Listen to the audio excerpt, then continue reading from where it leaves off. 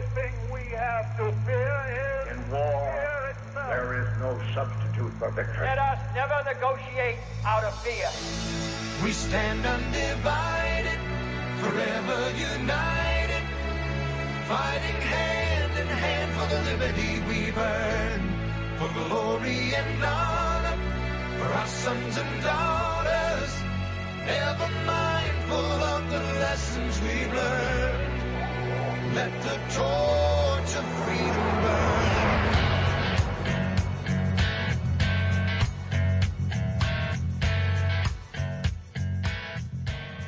You found your way to the intersection of faith and politics. This is WallBuilders Live. Thanks for joining us today. You can join us online at wallbuilderslive.com and also wallbuilders.com. I'm Rick Green here with David Barton and Tim Barton, and it's Good News Friday. So, guys, this is our chance to share some good news from around the nation with our listeners around the nation and around the world. I always say around the nation, but we got listeners on military bases all around the country that send in emails. Kind of cool to have them listening to Good News Friday. Yeah, it is. It's cool to have people all the way around the world, everywhere doing that. And it's fun to have Good News Fridays. We always enjoy that. Someone gave David control over the mixer. Clearly. He's the only one on this program that would pick Christmas music months before Christmas. Now, I've got to make a couple of confessions here. A couple reasons for Christmas music. Out of season, obviously. I mean, we're sitting here in September, right? So I had to fly to Bakersfield, California this week. It was 100 degrees out there, and I'm standing in DFW Airport, and they're playing Christmas music, which was really amazing. That in September, the DFW Airport is playing Christmas music. Which you were loving, I'm sure. I was. And I had to stop and stand there and listen to make sure it really was what I thought it was, and it was. So here we are in September in Texas, and we've had 54-degree nights here recently, all the way down to 51 degrees. And I've got a standing rule that whenever it gets below 55 out here, I put my Christmas tree up. So it is now Christmas season this September because we've gotten low temperatures. Now, here's the fun part that goes with it. How can you have low temperatures when the Earth is frying to a crisp on global warming? Because Al Gore was right. That's why he got the Nobel Peace Prize. He knew this was going to happen. He explained, if it gets hot enough, you will cool off. If it gets hot enough, you will cool off. You will cool off. Have you guys not been watching? This is what scientists are now telling us. If it gets hot enough, you will cool off. So because of global warming, that's why colder. It's cooler, right? So if the temperature keeps rising in the thermometer, I'm supposed to believe that it's actually cooler, even though it shows Here's my it's new higher. question. If someone comes out now with a new DVD on global cooling, can they get a Nobel Prize? And make $100 million. I will sign up for that job right now.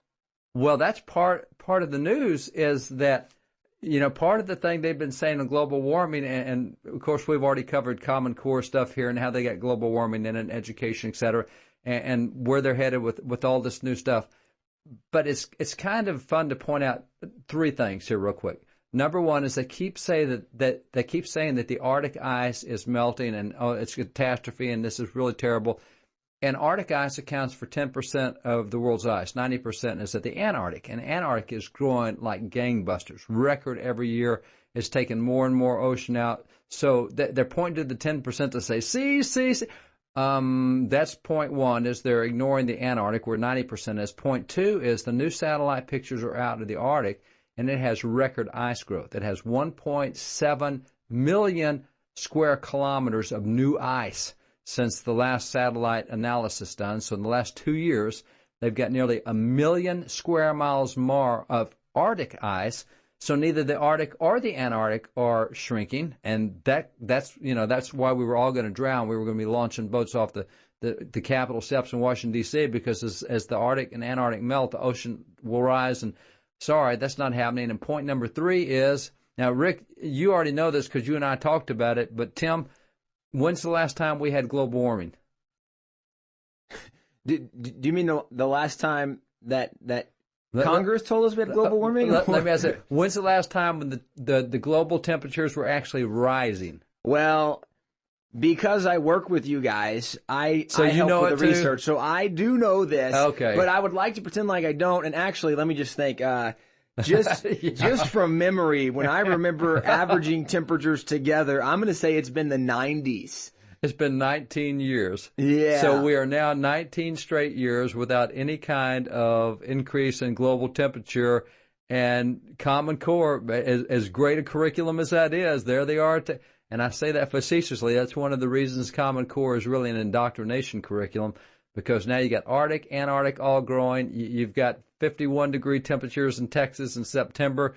You got DFW playing Christmas music. Everybody else knows it's global cooling except the academics. So the good news on this Friday is we're not going to burn. We're not going to burn. That's great news. Everybody needs to go buy parkas now, but we're not going to burn. This is so exciting. We're not going to burn. And we'll be having some sort of preview of Al Gore's new movie, The World is Cooling Off, or something, yeah, whatever that's it's right. going to be called. Frozen. Whatever, get them another Chosen. $100 million. Yeah. Does Nobel Peace Committee have to apologize if they get something dead wrong?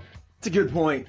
If they do, then they've got another one they got to deal with in President Obama. But we got to take a break. So we'll be right back. Stay with us. More good news when we come back here on WallBuilders Live.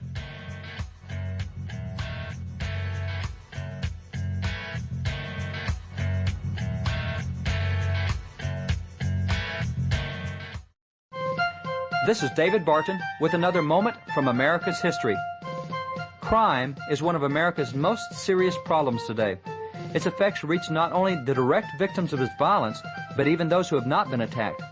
The concern for crime has not been limited to this century, however. Our founding fathers were also concerned about it. Yet the effects of crime unquestionably were much less in their generation. So what was their deterrent to crime? Signer of the Constitution, James McHenry, answered that question.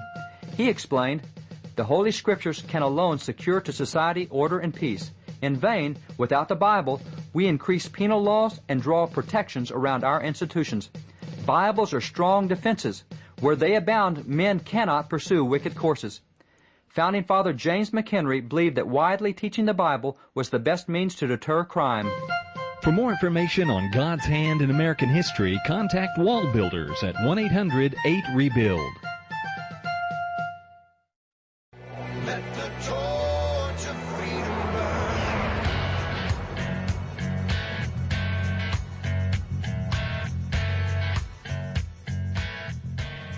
Welcome back. Thanks for staying with us here on WallBuilders Live. It's Good News Friday. We're going to bring you some good news from around the nation. And, guys, I know y'all always have competing stacks. Who's got the biggest stack of good news? I don't even know who to go to first. Who wants to start? Well, I'm going to jump in. I don't know if my stack is bigger, but I spoke first. So I'm going to Kansas. And in Kansas, we have seen... Wait a minute. I thought the movie was the other way. I thought we weren't in Kansas anymore. No, wait. I'm not sure. I'm going to Kansas. I don't know where the dogs and the tornadoes and flying monkeys are, but I'm going to Kansas. And I chuckle thinking how much of our audience has no idea what we're talking about. That's right. Oh, come on. Really? Do you think we have a generation that's I think so. Wizard of Oz list? I think so. Absolutely. Wow. Musicals are pretty much not in. Well, maybe if they had a brain, they would know what we're talking about. At least the ones that aren't Wizard of Oz list will be with That's right. They'll get it. So, in Kansas, a big victory for the First Amendment. Guys, we've talked about a lot. Alliance Defending Freedom, one of the many law organizations that fights for people's religious liberty, among other things, but specifically for these First Amendment rights. And there was a soccer facility in Kansas, and lots of clubs and teams would go and play. And there was a family Christian family, their children played soccer. The dad's a coach. And so they were doing a camp, and they're Christians. And so as a Christian-based camp, they were giving out flyers to these kids, this organization, and they were told by this soccer complex, you cannot give out flyers because there's something Christian. And actually the name of their organization was Victory Through Jesus Sports Ministries Foundation. And so the notion... Nobody knew where that was coming from. Yeah, they were probably very confused as to the fact this was a Christian organization, but they were told that you can't give these out because it's Christian, it's Jesus. Well, yeah, Alliance Defending Freedom got involved and fought, and actually this complex had put up a free speech ban zone, buffer zone, which we've seen with the abortion industry in different places, but they put this zone up. Which the courts have struck down. And the courts have repeatedly said, you cannot do that. And so Alliance Defending Freedom got involved, and so now this Christian sports ministry can hand out their flyers again to the soccer complex. So great news for the First Amendment in Kansas. That's good. Good stuff. I got one from Wisconsin, and it relates to the upcoming elections. Last election cycle 2 years ago, a lot of the states had passed voter ID laws, and the particularly progressive liberals went in and got them all set aside before the election, said there's not enough time to implement them. We've got to be able to study this. And so courts put injunctions on them. Well, now the courts are lifting those injunctions, and so here the Seventh Circuit Court of Appeals federal court has lifted the injunction against the Wisconsin voter ID law, so that's back into effect. You've got Alabama, you had Texas, you had all these states that passed voter ID laws to eliminate voter fraud. They will be in play this election, and that could have an impact in the election. We'll see. If nothing else, they may not discover any voter fraud, but it will sure at least make it tougher to commit voter fraud, and so that will help ensure the integrity of elections. And by the way, while we're up in that upper Midwest area of Wisconsin, we kind of jump over to Michigan, and we've talked before with Senator Patrick Colbeck about how that in Michigan things are really going in an unexpected direction, and that there's the heart of labor unions itself with all the automotive stuff in Detroit, and yet they got right to work passed in Michigan. So we got some good news on where we are with right to work across the nation, what that means, and where we can go with it. And so Mark Mix, who is head of the National Right to Work movement, has got some good updates for us on this. Mark Mix when we come back. Stay with us right here on WallBuilders Live.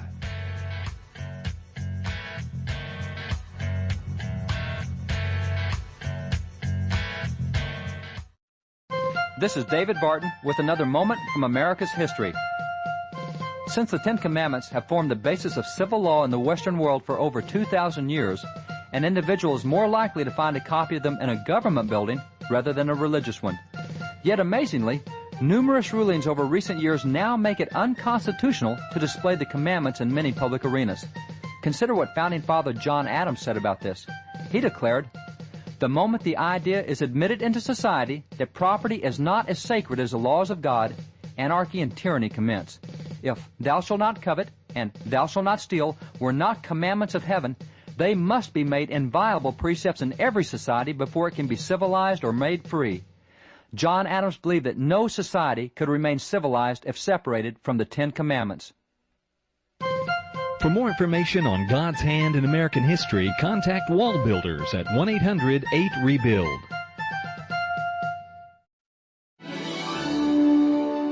Hey, this is Tim Barton with WallBuilders. And as you've had the opportunity to listen to WallBuilders Live, you've probably heard the wealth of information about our nation, about our spiritual heritage, about the religious liberties, about all the things that makes America exceptional. And you might be thinking, as incredible as this information is, I wish there was a way that I could get one of the WallBuilders guys to come to my area and share with my group, whether it be a church, whether it be a Christian school or public school or some political event or activity. If you're interested in having a WallBuilder speaker come to your area, you can get on our website at www.wallbuilders.com, and there's a tab for scheduling. And if you'll click on that tab, you'll notice there's a list of information from speakers' bios to events that are already going on, and there's a section where you can request an event to bring this information about who we are, where we came from, our religious liberties and freedoms.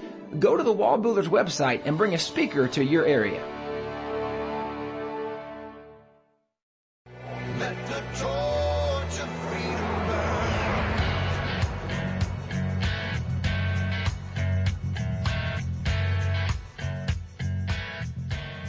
Welcome back to the intersection of faith and politics. Thanks for staying with us here on WallBuilders Live. Our friend Mark Mix is with us, president of the National Right to Work Legal Defense Foundation. Mark, good to have you back, sir. Rick, it's good to be with you. Thank you. Hey, we're seeing that this battle for right to work might be moving from the states to the cities and counties. What say you? Well, you know, this is an exciting time. The issue of right to work is at an apex with passage of 2 new right to work laws in Indiana and Michigan over the last year, a couple of pretty major Supreme Court victories. The issue of forced unionism is certainly in the public eye, and the desire for American citizens to repeal forced unionism is in their eye. And so people are thinking about creative ways to do it. And obviously there are those out there that are thinking about local option right to work. We believe that no worker, nowhere should be forced to pay union dues to get or keep a job, but it's exciting that people are thinking about new ways.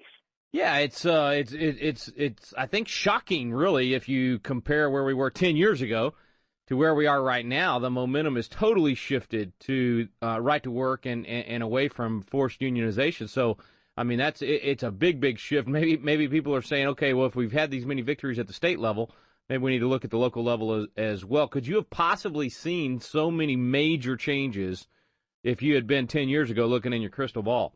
Well, Rick, I've been doing this for almost years now, so I was looking at it 10 years ago and always had hope that, like the American people, where 3 out of 4 believe it's wrong to force a worker to pay union dues to get or keep a job, we knew that it was just a matter of time, that the idea of unionism, voluntary unionism, is something we should support, but the idea of compulsory unionism is not right any time whatsoever. And certainly the American public's waking up to that, and I think union officials are waking up to that. And so these are all really, really good developments.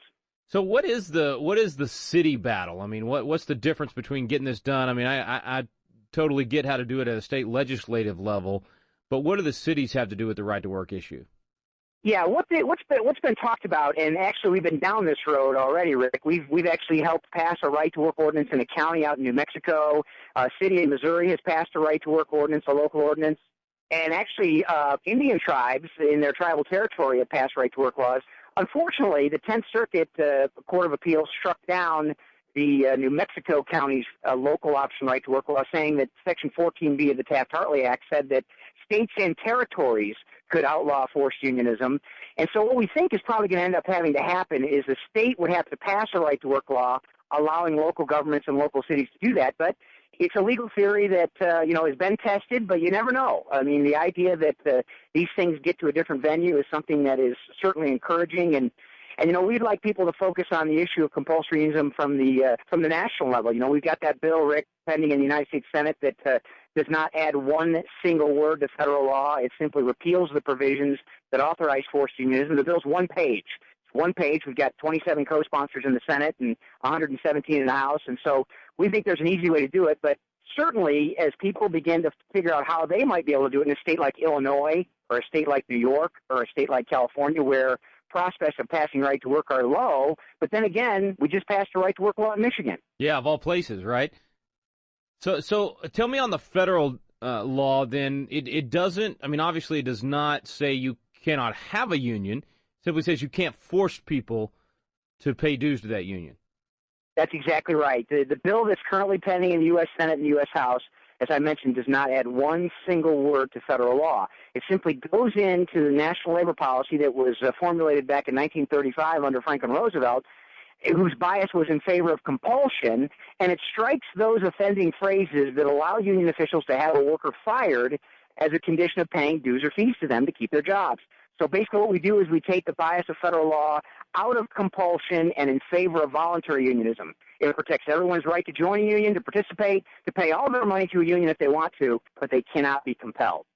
Yeah, I think some people think that just when you're for right to work that you're against unions completely. What you're saying is just simply give the worker the choice. You ought to be able to make that decision yourself when you go to work. Do you want to be part of the union or not? Yeah, that's absolutely right. In the 24 states that have right to work laws, there are union movements. There are people that join unions every day there. But in the states, the 24 states that have right to work, you can't be compelled. We think that makes union officials much more accountable to the very workers they claim they want to represent. Yeah. Yeah, it makes them have to actually, it's just like the free market. You've got to convince people that your product is good, and if you can't convince them of that, they're not going to buy it. The unions right now don't have to perform. They don't have to, if they're not in a right to work state, they don't have to perform. They don't have to provide a good product. They don't have to convince the employee that they will represent them well. They just force it. It's a lot as bad as a monopoly. You end up with poor representation and a poor product. Yeah, that's exactly right. And Samuel Gompers, the founder of the AFL, called the father of unionism in America, said that the workers of America adhere to voluntary institutions. Anything else is a menace to their rights. We agree. Yeah, absolutely. Well, good stuff, man. It's still all headed in the right direction. Website for you guys, so folks who want to know more. They can find information about us at nrtwc.org, nrtwc.org, nationalrighttoworkcommittee.org. All right, we'll have a link today at wallbuilderslive.com to make it easy. Mark, always a pleasure. Thanks for coming on, sir. My pleasure. Thank you. Back in a moment with David Barton.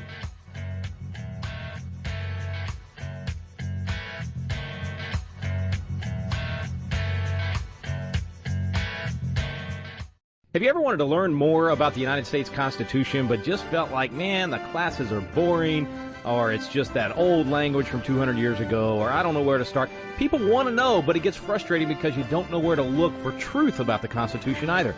Well, we've got a special program for you available now called Constitution Alive with David Barton and Rick Green, and it's actually a teaching done on the Constitution at Independence Hall in the very room where the Constitution was framed. We take you both to Philadelphia, the cradle of liberty in Independence Hall, and to the WallBuilders Library, where David Barton brings the history to life to teach the original intent of our founding fathers. We call it the Quick Start Guide to the Constitution because in just a few hours through these videos, you will learn the Citizen's Guide to America's Constitution. You'll learn what you need to do to help save our constitutional republic. It's fun, it's entertaining, and it's going to inspire you to do your part to preserve freedom for future generations. It's called Constitution Alive with David Barton and Rick Green. You can find out more information on our website now at wallbuilders.com. Let the torch of freedom burn.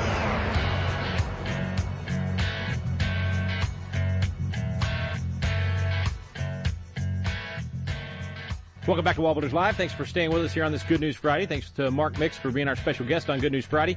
Always good, guys, if we can get more right to work across the country and it continues to go the right direction, just more and more people want freedom and choices. You know, there's some really important things that Mark pointed out there, and one is that we're not opponents of voluntary unionism. We completely understand the First Amendment right to associate, and so we don't have any trouble with voluntary unionism. What we have trouble with is forced unionism. And I find it that this is yet another example of when it won't work in the free market, the government forces you to do it. Whether it's health care, whether it's government education, whatever it is, anything that doesn't work well, we're going to make you do.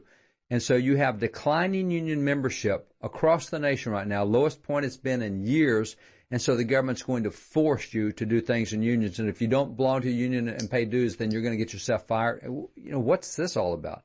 So it is crazy how the government chooses losing positions and forces them on you, but that's what happens when you don't allow a free market to take over. But a free market would allow for voluntary unionism. If you want to get together as a group and try to negotiate wages as a group, fine, have a shot at it. Just don't have coercive power when you do so. Man, I hope this isn't a rabbit trail, but man, it's the same. Government always thinks it's solving the problems, and it always makes it worse when it forces things like that. It's no different than requiring overtime pay. It hurts the employee. It doesn't help them because then the employer says, well, I got to pay somebody else to work. Even though you want to work 50 hours, I can only pay you for 40 because I can't afford to pay you time and a half for that 10. So government's always thinking it's going to protect someone, and it ends up hurting them. That time and a half for the 10, oh, by the way, you need health care. I'm going to have to drop you to 30 hours instead of 40 because the government's forced me to do your health care. So you can't have as much work as you would like, and we can't negotiate the price at which you're going to work. Well, and that, I think, guys, it reminds me also of what Bob McEwen says with his Politics Easy as Pie a talk that he does, where he talks about the more government, the less freedom you have. And ultimately, as you look at what the government has done, getting involved in all the regulations, we are so restricted now. Even I'm thinking with, Rick, as you mentioned, healthcare, we have so fewer choices now, and it's so expensive, and workers' hours are being cut, so they can't, so employers are not having to provide that. I was talking to a guy this week who he and his wife, they couldn't afford to keep their health care. Well, this is something that government was going to get involved to fix. And ultimately, every time, Ronald Reagan, I think, said it so beautifully that in this current crisis, government is not the solution, government is the problem. That's right. And we consistently see whenever government gets involved, one of the things we understand when God creates things to work and function a certain way. And anytime you do something God didn't create you to do, it does not work well when you do it. You cannot do it the most efficiently or the most effectively, and that's exactly what we're seeing with government. Well, that's one of the things, too, that Jesus taught about in Matthew 20, and that's the inviolability of the contract between employer and employee. And those are the two that make the contract, not the government. And so even in that account, as Jesus went through it, if he negotiates with 4 different people and gives them 4 different contracts, that's fine, because everybody doesn't have to be treated the same contract.